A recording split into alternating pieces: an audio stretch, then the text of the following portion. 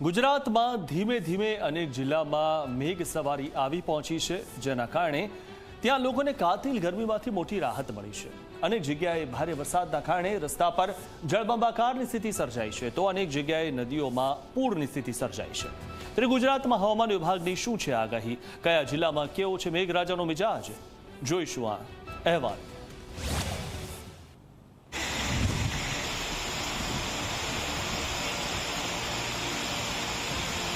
અમરેલીની નદીમાં પૂર, સુરતમાં ધોધમાર વરસાદ, દમણમાં દે ધનાધન, રાજકોટમાં મેઘા સવારી,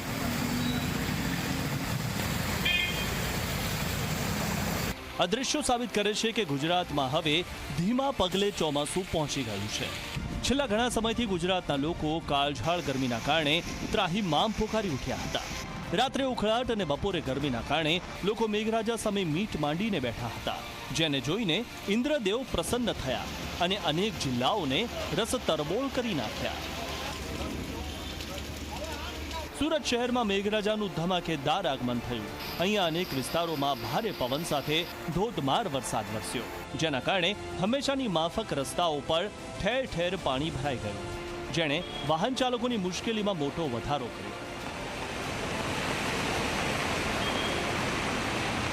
કેમેરામેનને હું દ્રશ્ય બતાવવા માંગીશ કે એક એક કરીને અહીં રિક્ષાઓ પણ બંધ પડી રહી છે। હાલ દ્રશ્યમાં ત્યાં જોઈ શકાય છે કે ઓટો રિક્ષા જે છે હાલ ત્યાં બંધ થઈ ગઈ છે અને ધક્કો મારવાનો વારો આવ્યો છે। ત્યારે મહત્વની વાત એ છે કે સુરત મહાનગરપાલિકાની પ્રી મોન્સૂનની કામગીરી ક્યાંક ખાડે ગઈ હોય તે રીતના દ્રશ્ય જે છે હાલ વરસાદની શરૂઆતમાં જે છે જોવા મળી રહ્યા છે, કારણ છેલ્લા કેટલાક દિવસથી લોકો જે છે વરસાદની રાહ જોઈ બેઠા હતા। ત્યારે સુરત મહાનગરપાલિકાને પણ પ્રી મોન્સૂનની કામગીરી જે છે ચોમાસું બેસે તે પહેલાં કરવાની હોય છે, પરંતુ આ નબળી કામગીરીના કારણે દર વર્ષે લોકોને જે છે એનો હાલાકી વેઠવાનો વારો આવતો હોય છે। આ તરફ રાજકોટ જિલ્લામાં વરસાદી માહોલ જામવા લાગ્યો છે। ગોંડલમાં ભારે વરસાદ ખાબકતા માંડવી ચોકની દુકાનોમાં પાણી ભરાઈ ગયા, જ્યારે રાજકોટના એસ્ટન ચોક સહિત અનેક વિસ્તારોમાં જળબંબાકારની સ્થિતિનું સર્જન થયું।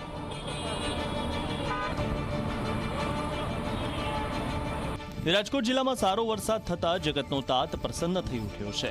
લોધિકા, ગોંડલ સહિત રાજકોટ તાલુકામાં ખેડૂતોએ પોતાના ખેતરમાં વાવણીની શરૂઆત કરી। દાદરા નગર હવેલી, સેલવાસ અને આજુબાજુના વિસ્તારોમાં મેઘરાજાની તોફાની બેટિંગ જોવા મળી, જેના કારણે રસ્તા પર પાણીનું સામ્રાજ્ય જોવા મળ્યું, જેણે તંત્રની પ્રી મોન્સૂન કામગીરીની પોલ ખોલી નાખી।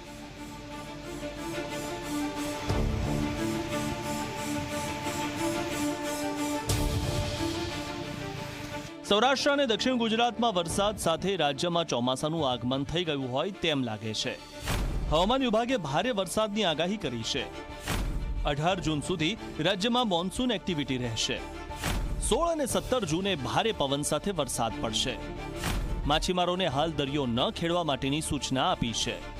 આ બાબત દર્શાવે છે કે દરિયામાં પણ આ દરમિયાન ભારે કરંટ જોવા મળશે, એટલે દરિયામાં ઊંચા ઊંચા મોજા ઉછળી શકે છે।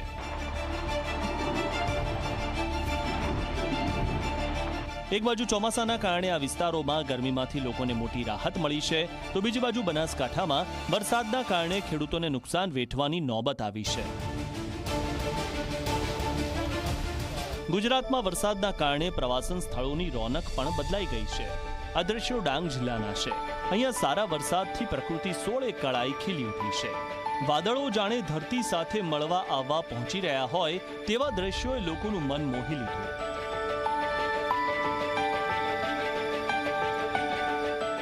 ચોમાસું હવે ખરા અર્થમાં ગુજરાતમાં પહોંચી ગયું છે, ત્યારે આશા રાખીએ કે તે વિવિધ જિલ્લાઓને રસ્તરબોળ કરી નાખે। Bureau report, Zee media.